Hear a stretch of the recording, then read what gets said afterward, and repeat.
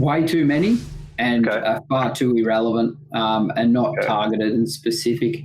I mean, an email every few days is just too much. If I know that it's gone well beyond its purpose now, and there's like no chance that I'm going to engage with that person for that particular business, then I probably would, just because I'm getting like 30 emails a day in my email. Yeah, but if it's hot, as in I'm working with that person, I'll just leave them all going, and I'll probably leave it all going for a month after anyway. If they have too much information, like what we were talking about before with the tide times and things like that, just stuff that's like completely irrelevant. Because I get so many emails a day, like I don't really need that kind of stuff, like the junk emails filling up my inbox. Well, probably two things. If it's not needed anymore, I definitely unsubscribe. But if it wasn't relevant, if I wasn't interested anymore, if it wasn't just needed, then I'd unsubscribe. When it's interesting and relevant and it trails on like that, then daily's fine. I don't know how these would be generated in my email box. I'd have had to have done something to attract this company's attention. So if that was the case, I wouldn't unsubscribe straight away. If I had subscribed and I was not finding them useful, I'd probably just get sick of them in my inbox and go and unsubscribe at some stage. Daily is too many. Probably every second day is too many as well. I think twice a week is the most I'd want to receive an email from any company. Lead me to unsubscribe. I think if I'm looking at more of like these ones, I would just unsubscribe to it.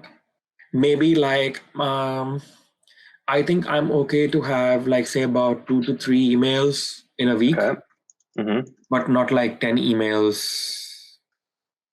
I don't expect them to send every day an email. If I was getting too many emails, so I'd say like more than one a week, I would definitely unsubscribe, because I don't need to be updated that often.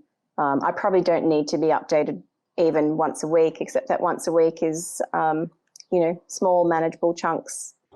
I suppose there'd be 2 reasons. One, we decided not to sell or not to buy, if that's what you were doing, sort of thing, because then I wouldn't be overly interested. I'd go back to what I talked about, the Facebook thing, just having a bit of a check-in.